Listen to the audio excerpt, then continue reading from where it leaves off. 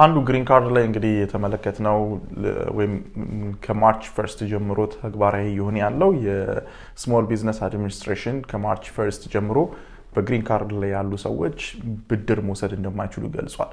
ለዚህ ወይም ደግሞ የስሞል ቢዝነስ አድሚኒስትሬሽን ይሰጠው የነበረው በጣም አነስተኛ የሆነ የኢንትረስት ሬት ለአሜሪካኖች ብቻ ወይም አሜሪካን ናሽናልስ ለሆኑ ሰዎች ብቻ እንደሚሰጥ ገልጿል። ስለዚህ ግሪን ካርድ ሆልደር ወይም ደግሞ ሌላ አይነት የኢሚግሬሽን ስታተስ ያላቸው ሰዎች ከስሞል ቢዝነስ አድሚኒስትሬሽን ዝቅተኛ የሆነ ኢንትረስት ያለው ሎን መውሰድ እንደማይችሉ ከማርች 1 ጀምሮ አሳውቋል። ይሄ እንግዲህ ትልቅ ለውጥ ነው። ምክንያቱም ብዙ ሰዎች አሜሪካ ውስጥ በግሪን ካርድ ሆነው ለብዙ ዓመት የኖሩ ስሞል ቢዝነስ ራን የሚያደርጉ አሁንም ማድረግ የሚችሉ እና እያደረጉ ያሉ ሰዎች አሉ። እነዚህ ከስሞል ቢዝነስ አድሚኒስትሬሽን በሚወስዷቸው ዝቅተኛ ኢንትረስት ባላቸው ሎኖች ተጠቃሚዎች ነበሩ። አሁን ግን ይሄን የአዲሱ የትራምፕ አድሚኒስትሬሽን ከልክሏል።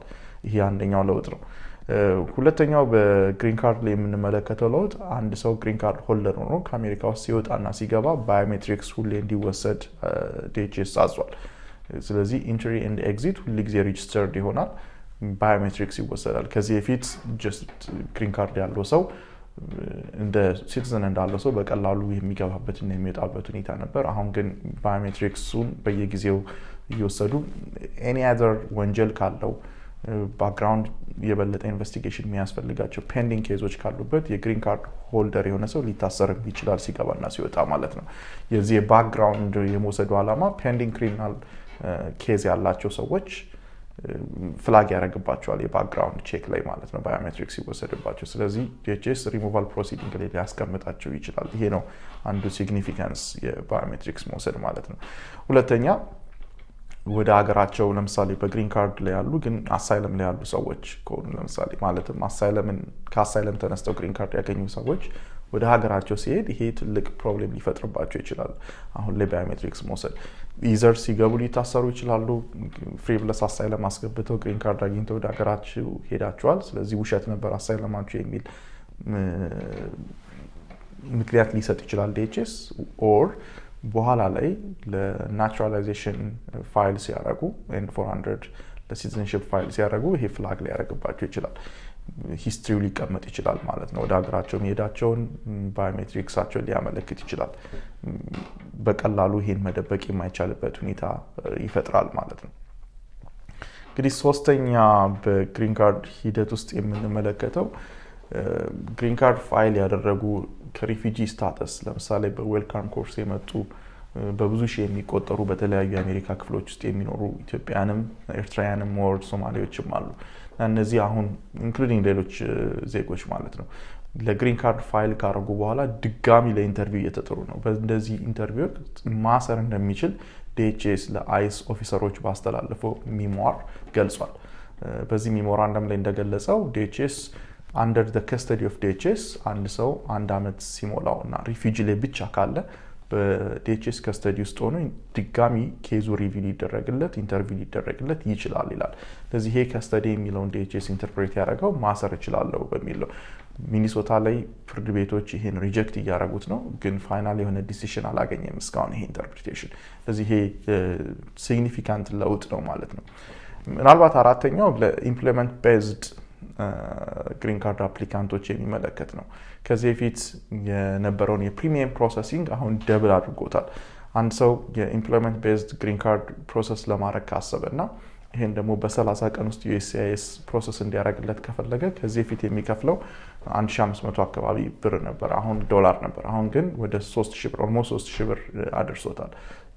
ዋጋው በጣም ጨምሯል። ለፕሪሚየም ፕሮሰሲንግ ኤንድ ኢምፕሎይመንት ቤዝድ ለሆነ ነው። ይሄ ለሁሉም ግሪን ካርዶች የሚመለከት አይደለም። በስራ ምክንያት ግሪን ካርድ አፕላይ ለሚያደርጉ ሰዎች እና እነሱም ሆነው ፕሪሚየም ፕሮሰሲንግ ፈጣን የሆነ ፕሮሰሲንግ ለሚፈልጉ ሰዎች ነው። ቤዚክ አፕዴት በግሪን ካርድ ላይ ያለን ይሄ ነው። ጥገኝነት ወይም አሳይለም የሚጠይቁ ሰዎች አሜሪካ ውስጥ ከዚህ በፊት ጥገኝነት ወይም አሳይለም ከጠየቁ ከ150 ቀን በኋላ ፋይል ካረጉ ከ150 ቀን በኋላ ወርክ ፐርሚት ፋይል ማድረግ ይችሉ ነበር። የስራ ፍቃድ ማስገባት ይችሉ ነበር። በ180ኛ ቀናቸው ፋይል ካረጉ በ30 ቀን ማለት ነው የወርክ ፐርሚት ፕሮሰስ ይደረግላቸው ነበር። 150 ቀን ይጠብቃሉ፣ ወርክ ፐርሚት ፋይል ያደርጋሉ ወይም የስራ ፍቃድ ያስገባሉ። ከዛ 30 ቀን ከጠበቁ በኋላ አጠቃላይ ሲደመር 180 ቀን ማለት ነው ወርክ ፐርሚት ወይም የስራ ፍቃድ ያገኛሉ።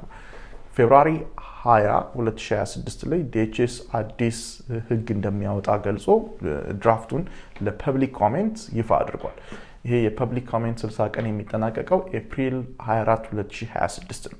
ስለዚህ ከኤፕሪል 24 2026 ጀምሮ አንድ ሰው አሜሪካ ውስጥ ጥገኝነት ከጠየቀ በኋላ የስራ ፍቃድ ማመልከት የሚችለው 365 ቀን ከቆየ ወይም 1 ዓመት ከቆየ በኋላ ነው። የስራ ፍቃዱን ከ1 ዓመት በኋላ ፋይል ቢያረግም በ30 ቀን ውስጥ እንደድሮ አይሰጠውም። ከእንደገና USCIS 180 ቀን መውሰድ ይችላል። 6 ወር ማለት ነው 180 ቀን half a year። ስለዚህ ከግማሽ ዓመትም በኋላ USCIS የስራ ፍቃድ ያለ መስጠት መብት ይሰጠዋል። እንደውም በህጉ ላይ እንደተጠቀሰው ለአንዳንድ ኬዞች USCIS እስከ 173 ዓመት እንግዲህ ተመልከቱ እስከ 173 ዓመት የፕሮሰሲንግ ታይም ሊወስድበት ይችላል ብሎ ነው ድራፍት ህጉ የሚገልጸው ማለት ነው። ይሄ እንግዲህ ኦልሞስት አንድ ሰው አሳይለም ላይ ካለ በኋላ አፕሩቭድ እስከሚደረግ ድረስ የአሳይለም ወርክ ፐርሚት ላያገኝ ይችላል ማለት ነው። ይህ አዲስ ለውጥ ነው። ህጉ በተጨማሪ ከኤፕሪል 24 2026 በኋላ ወርክ ፐርሚት ፋይል የሚያደርጉ ሰዎች አንዱ የሚገጥማቸው 1 ዓመት ቆይተው ወርክ ፐርሚት ፋይል ያደርጉ 1 ዓመት ቆይተው አሳይለም ፋይል የሚያደርጉ ከሆነ ወርክ ፐርሚት ላያገኙ ይችላሉ፣ የስራ ፍቃድ ላያገኙ ይችላሉ።